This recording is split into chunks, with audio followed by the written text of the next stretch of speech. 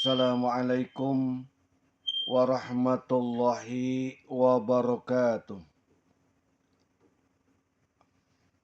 Alhamdulillah, alhamdulillahilladzi arsala rasulahu bil huda wa dinil haq liyuzhirahu 'ala dini kulli walau karihal musyrikun.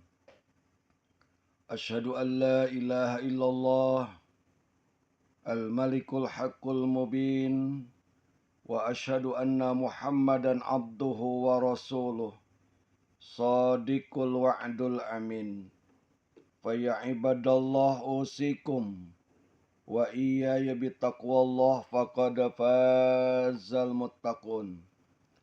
Faqala Allah ta'ala fi kitabihil karim wa huwa asdaqul qailin al-azim. A'udzu billahi minasy syaithanir rajim. Bismillahirrahmanirrahim. Kuntum khaira ummatin ukhrijat linnas ta'muruna bil ma'rufi wa tanhauna 'anil munkar wa tu'minuna billah. Shadaqallahul azim wa sadaqa rasuluhul karim wa nahnu 'ala zalika minasy syahidin wasyakirin. Walhamdulillahi rabbil alamin.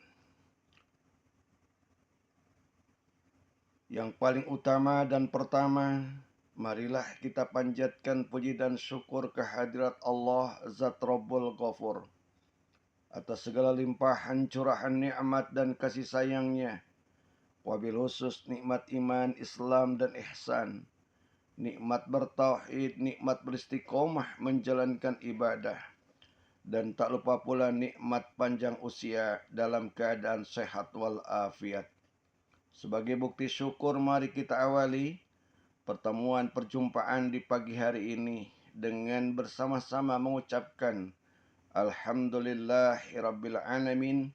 Segala puji hanyalah milik Allah Subhanahu wa taala, Rabb sekalian alam. Salawat kepada baginda Nabi, pemimpin umat, pembawa rahmat, pemberi syafaat baginda alam, Nabi besar Muhammad sallallahu alaihi wasallam. Alhamdulillah, atas izin Allah di pagi yang berbahagia ini kita dapat dipertemukan kembali, yang mudah-mudahan pertemuan di pagi ini menambah iman dan takwa kepada Allah Subhanahu wa taala, menambah ilmu dan amal, bertambah kedekatan taqarrub kita kepadanya. Amin ya rabbal alamin. Kaji dan bahasan pagi ini kita masih meneruskan tentang musuh iblis laknatullah yang keempat adalah mereka yang senantiasa menyeru, mengajak kepada jalan Allah Subhanahu wa taala. Di awal ayat saya sampaikan Al-Quran surat Ali Imran di ayat 110, Allah Subhanahu berfirman, kuntum khaira ummatin ukhrijat linnas ta'muruna bil ma'ruf wa tanhauna 'anil munkar wa tu'minuna billah. Kamu wahai seluruh umat Rasulullah, dari generasi ke generasi adalah manusia terbaik yang dikeluarkan oleh Allah Subhanahu wa taala di tengah-tengah manusia lainnya, di mana punya tugas dan misi adalah ta'muruna bil ma'ruf wa tanhauna 'anil munkar, mencegah, mengajak kepada yang baik dan mencegah dari setiap kemungkaran dan beriman kepada Allah Subhanahu wa taala. Pada semester mati Allah, apabila kita memahami perjalanan sejarah para nabi dan rasul Allah Subhanahu wa taala, bahwa sejak dahulu kala, sejak zamannya Nabi Adam alaihissalam sehingga baginda Nabi besar Muhammad sallallahu alaihi wasallam, kita akan melihat bagaimana perjuangannya, bagaimana pengorbanan yang dilakukan oleh para nabi dan rasul Allah Subhanahu wa taala pengorbanan yang demikian besar, perjuangan yang demikian gigih adalah tidak ada lain mempertahankan, memperjuangkan keimanan. Nabi Adam alaihissalam sampai harus berpisah dengan istrinya selama berpuluh-puluh tahun demi mempertahankan keimanannya kepada Allah Subhanahu wa taala. Nabi Nuh alaihissalam sampai harus dia membuat kapal berlayar di atas lautan dengan satu arah, satu tujuan adalah untuk mempertahankan keimanan dirinya, demikian pula mempertahankan dan menyelamatkan umatnya dari bencana banjir yang Allah turunkan di saat itu. Demikian pula Nabi Allah Ibrahim alaihissalam, dalam rangka dia mempertahankan keimanannya, dia harus rela walaupun dirinya harus dibakar, walaupun beliau harus terusir dari kampung halamannya. Demikian pula Nabiullah Musa alaihissalam, sampai harus dia membelah lautan, membawa umatnya dari kekejaman, dari kezaliman Fir'aun ketika itu adalah demi mempertahankan imannya. Demikian pula menyelamatkan umatnya. Nabi Allah Isa alaihissalam sampai dia tidak sempat untuk menikah. Kenapa? Karena dia demikian sibuknya untuk berdakwah. Demikian sibuknya ia mengajak umat ketika itu kepada jalan Allah Subhanahu wa taala. Demikian pula baginda Nabi besar Muhammad sallallahu alaihi wasallam, beliau harus meninggalkan Makkah Al-Mukarramah, tempat kelahirannya, melaksanakan hijrah ke kota Madinah. Tidak ada lain adalah untuk mempertahankan keimanan dan menyelamatkan umatnya dari kezaliman, dari penindasan mereka orang-orang kafir musyrikin jahiliyah. Nah, pada semester mati Allah Subhanahu wa taala, ternyata bahwa dari waktu ke waktu, dari zaman ke zaman, bahkan sampai hari ini, kita sebagai umat Rasulullah untuk terus tidak boleh kendor, tidak boleh lalai, tidak boleh abai untuk senantiasa melaksanakan tugas misi itu, yaitu adalah ta'muruna bil ma'ruf wa tanhauna 'anil munkar, mengajak, menyeru kepada jalan Allah Subhanahu wa taala dan mencegah dari setiap perbuatan-perbuatan yang munkar. Dalam ayat Al-Quran, Allah Subhanahu wa berfirman bahwa tidak adalah ucapan yang terbaik, wa man ahsanu qaulan mimman da'a ilallah, kecuali mereka yang mengajak, menyeru kepada jalan Allah Subhanahu wa taala. Oleh karena itu, bagi kita dengan ayat Al-Quran surat Al-Imran ayat 110 ini terpanggil untuk melaksanakan tugas di saat ini dan di masa yang akan datang. Jangan sampai kita abai, kita lalai dengan tugas kita. Salah satunya ta'muruna bil ma'ruf wa tanhauna 'anil munkar. Nah, tentu kita senantiasa melaksanakan tugas-tugas itu sesuai dengan kapasitas kita masing-masing. Karena inilah tugas bersama.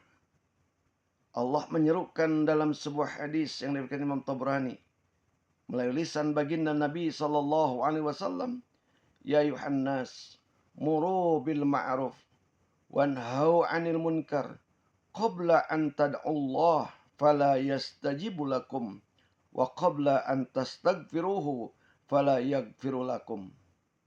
Wahai segenap manusia, menyerulah kepada yang ma'ruf dan cegahlah dari yang munkar. Sebelum kamu berdoa kepada Allah, kemudian doa-doamu tidak dikabulkan Allah Subhanahu wa taala. Dan sebelum kamu memohon ampunan, lantas kemudian Allah tidak mengampuni atas segala dosa-dosamu. Nah, oleh karena itu, siapa sesungguhnya yang harus ketika kita seru ke jalan Allah Subhanahu wa taala? Yang pertama, tentu adalah serulah kepada kebaikan itu. Cegahlah dari kemungkaran itu adalah diri kita sendiri. Ibda binafsik. Awalilah, mulailah dari dirimu sendiri sebelum kamu menyeru orang lain. Sebab kebaikan yang diserukan itu tidak akan banyak memberi dampak positifnya ketika kita adalah tidak menyelaraskan dengan sikap, tidak menyelaraskan kita dengan akhlak dan contoh konkret dari si penyeru itu sendiri. Bahkan ada sebuah pepatah yang mengatakan bahwa satu contoh lebih efektif ketimbang 1000 dalil atau argumen. Dengan dasar itulah maka seyogyanya kita mengawali seruan itu kepada diri sendiri.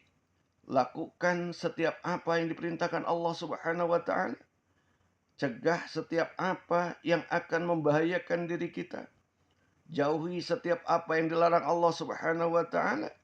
Demikian pula adalah lakukan oleh kita dengan penuh kesadaran, dengan penuh keikhlasan, dan berikanlah contoh-contoh yang baik sehingga dengan contoh itu orang lain pun akan mengikuti atas segala apa yang kita lakukan. Inilah yang dilakukanlah baginda Nabi SAW. Kunci kesuksesan dakwah Rasulullah SAW adalah beliau mengawali dari diri beliau sendiri. Ketika Allah memerintahkan kepadanya untuk melaksanakan perintah Allah. Contohnya, beliau diperintahkan untuk melaksanakan sholat malam. Maka Rasul sendiri mencontohkan sampai kakinya bengkak-bengkak untuk melaksanakan ibadah di waktu malam itu. Saking panjang dan lamanya beliau menghadap Allah Subhanahu wa ta'ala. Ketika beliau diperintahkan untuk berbuat baik terhadap sesama, maka beliau lakukan terhadap istri beliau tercinta sendiri panggilan-panggilan yang baik, panggilan-panggilan yang menyenangkan, sehingga beliau memanggil kepada istri tercintanya, "Ya Humairah, wahai istriku yang memiliki pipi kemerah-merahan." Ini kan membuktikan bahwa Rasul itu adalah apa yang beliau sampaikan, beliau ternyata adalah praktekkan terlebih dahulu terhadap keluarganya. Bahkan banyak sekali hadis-hadis yang diriwayatkan oleh Siti Aisyah radhiyallahu an. Ketika bajunya sobek, beliau adalah yang menjahitnya. Ketika putus sandalnya, beliau juga yang menyambungkan putus sandalnya. Ketika Aisyah sibuk, beliau pun ikut membantu. Bahkan ketika beliau pun ingin mendapatkan sebuah minuman, beliau sendiri adalah yang membikinnya, beliau sendiri yang mengambilnya. Tapi kan Aisyah radhiyallahu anha ketika baginda alam seperti itu, beliau pun adalah ingin melayani atas apa yang dibutuhkan oleh Rasulullah sallallahu alaihi wasallam. Jadi Rasul memberikan contoh dulu. Ketika ditangkap contoh itu oleh istri tercintanya, maka Siti Aisyah radhiyallahu anha, beliau sendiri adalah yang segera untuk memenuhi atas segala kebutuhan baginda Nabi sallallahu alaihi wasallam. Nah, para semati Allah, beda tentunya kan dengan istri kita. Coba kalau kita seorang suami, rajin gitu kan. Ada sandal putus dijahit, ada pakaian sobek dijahit, bikin kopi sendiri, ingin makan ngambil sendiri, nyuci sendiri. Kan kalau istri kita tidak tertangkap tuh dengan apa yang dilakukan oleh suaminya. Tumben ya, bapak setelah ngaji, ya, maka rajin sekali. Tidak seperti itu kan kalau Siti Aisyah. Ketika Rasulullah itu melakukan apa yang beliau lakukan, yang beliau butuhkan sesendiri, maka tertangkaplah sinyal oleh Siti Aisyah. Maka sebelum Rasul melakukan, sebelum Rasul mengerjakan, maka Aisyah sudah mempersiapkan dari kebutuhan-kebutuhan yang dilakukan dan diperlukan oleh Rasulullah. Nah, bersama Allah, maka oleh karena itu, mari awali oleh diri sendiri, oleh kita sendiri, ya, baik yang ada hubungannya dengan Allah Subhanahu wa taala, demikian pula yang ada hubungannya dengan sesama manusia. Dalam ayat lain Allah berfirman, "Atamuruna an-nasa bil birri wa tansawna anfusakum wa antum tatsluna al-kitab afala ta'qilun." Mengapa kamu suruh orang lain mengerjakan kebaikan sedang kamu melupakan kewajibanmu sendiri, padahal kamu membaca Al-Quran, membaca Alkitab Taurat, maka tidaklah kamu berfikir. Quran surat Al-Baqarah 200 surat kedua ayat 44. Dengan ayat ini Allah Subhanahu wa taala memberikan sindiran, ya. Memberikan sebuah hal yang teguran kepada orang yang pandai dia menyeru, yang pandai dia mengajak tapi tidak melakukan. Sehingga dikatakan dalam ayat ini, afala ta'qilun, apakah kamu tidak berpikir? Apakah kamu tidak mempergunakan akal? Apakah kamu tidak mempergunakan setiap apa yang menjadi anugerah Allah itu sendiri? Kamu melupakan kewajibanmu sementara kamu mengajak terhadap orang lain.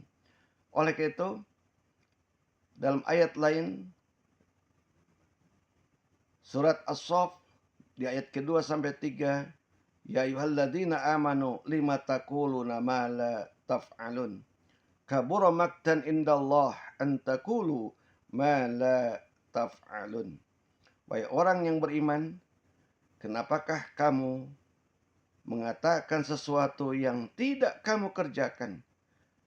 Amat besar kebencian, kemurkaan di sisi Allah Subhanahu wa taala bahwa kamu mengatakan apa yang tidak kamu kerjakan. Mudah-mudahan dengan beberapa ayat Al-Quran, demikian pula hadis-hadis Rasulullah yang saya sampaikan di pagi ini, mari bersama-sama kita melaksanakan perintah Allah Subhanahu wa taala, awali oleh diri kita, awali oleh keluarga kita.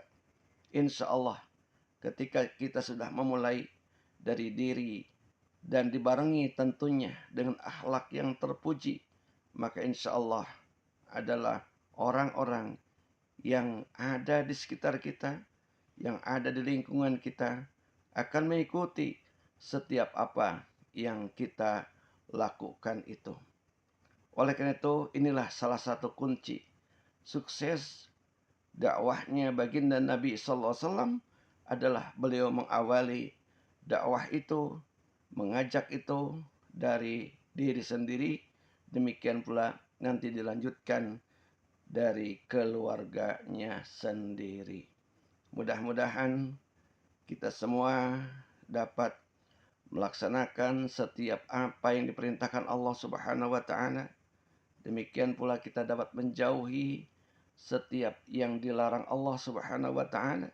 Jadilah hamba-hamba Allah yang senantiasa melaksanakan tugas, kewajibannya, tupoksinya, tugas pokok dan fungsinya. Jangan sampai kita abai terhadap tugas pokok kita. Karena bagaimanapun, hidup di dunia ini bagaikan kita mengarungi sebuah lautan, yang lautan itu tentu bisa kita lalui, bisa kita arungi, kecuali mempergunakan kapal laut. Kapal laut itulah kapalnya kita berlayar di muka bumi ini, dan tentu di atas kapal itu ada orang yang kebagian duduk di paling atas, ada orang yang duduk di bagian tengah, bahkan bisa jadi ada orang yang duduk di paling bawah. Nah, oleh karena itu semuanya satu kesatuan yang tidak bisa dipisahkan, tidak merasa ego diri masing-masing, tidak membiarkan orang lain tanpa kita memperdulikannya. Nah, apabila dalam sebuah kapal itu lantas ada sementara sebagian orang yang ingin mengambil air laut, lantas kemudian membolongi kapal itu dengan alasan, dengan membolong itu dia akan lebih dekat untuk mengambil air laut tanpa harus dia susah payah naik ke sebelah atas. Tapi apabila di sebelah samping kiri kanannya mereka yang ada di dekatnya, mereka yang melihatnya, tanpa memberikan pencegahan, tanpa memberikan penahanan dan mengingatkannya, maka tentu bukan sekadar hanya orang itu yang melakukan kerusakan itu yang akan tenggelam melalui kapalnya, tapi seluruh penumpang yang ada di kapal itu pun akan tenggelam. Itulah gambarannya kita tanhauna anil munkar, mencegah dari setiap kemungkaran, di setiap perbuatan yang tidak selaras sejalan dengan nilai-nilai agama. Demikian pula yang tidak sejalan selaras dengan nilai-nilai yang ada pada lingkungan masyarakat kita secara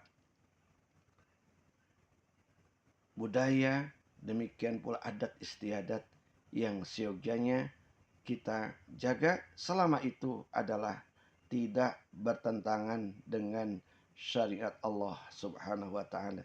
Nilai-nilai inilah yang seyogyanya untuk kita lestarikan, nilai agama, nilai masyarakat kita sebagai bangsa ini, yang mudah-mudahan ini menjadi modal bagi kita dakwah kita terhadap masyarakat di luar kita sebagai kaum muslimin, sehingga dengan contoh yang baik, dengan saling menghargai, saling menghormati, saling menjaga kerukunan, insya Allah mudah-mudahan kesatuan persatuan kita sebagai bangsa akan terus terjalin dan terwujud, insya Allah. Amin ya rabbal alamin. Demikianlah yang bisa saya sampaikan pagi ini. Benarnya semata anugerah Allah Subhanahu wa taala. Dan mohon maaf bagi badas SMS pagi ini saya tidak bisa melayani telepon secara langsung karena keterbatasan waktu. Tapi bagi badas SMS yang akan bergabung, silakan saja bisa WhatsApp di nomor 0857 9468 9465. Insya Allah di kesempatan berikutnya saya akan coba untuk menjawab. Demikian pula permohonan maaf bagi badas SMS yang telah mengirimkan pertanyaannya di subuh hari sebelumnya yang belum sempat saya baca. Insya Allah di kesempatan berikutnya saya akan coba untuk membacanya dan menjawab setiap pertanyaan itu, karena sekali lagi keterbatasan waktu kita di pagi ini. Saya Ucep Rahmat mohon undur diri, mohon dibukakan pintu maaf yang seluas-luasnya, yang sebesar-besarnya sebagai manusia yang hina, manusia yang dhaif, al-fakir. Mudah-mudahan kita semua ada dalam lindungan Allah Subhanahu wa taala. Rabbana dhalamna anfusana wa illam taghfir lana wa tarhamna lanakunanna minal khasirin. Rabbana hab lana min azwajina wa dhurriyyatina qurrata a'yun waj'alna lil muttaqina imama. Rabbi ij'alna muqimas shalah wa min dzurriyyatina Rabbana wa taqabbal du'a. Rabbana zidna ilman nafi'a warzuqna fahman wasi'a. Rabbana atina fid dunya hasanah wa fil akhirati hasanah wa qina azabannar wa adkhilnal jannata ma'al abrar ya aziz ya ghafar bi rahmatika ya arhamar rahimin bi fadlika subhana rabbika rabbil izzati amma yasifun wassalamun alal mursalin Walhamdulillahirabbil alamin. Walaupun minkum. Wassalamualaikum warahmatullahi wabarakatuh.